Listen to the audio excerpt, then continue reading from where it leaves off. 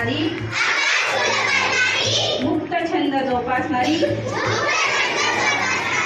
नेतृत्वाच्या संधी देणारी आणि आत्मसन्मान जपणारी शाळा निर्माण करूया। आपण सारे मिळून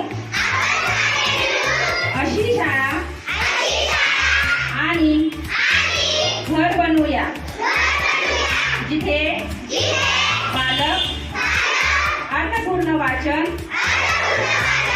हेतुपूरक लेखन व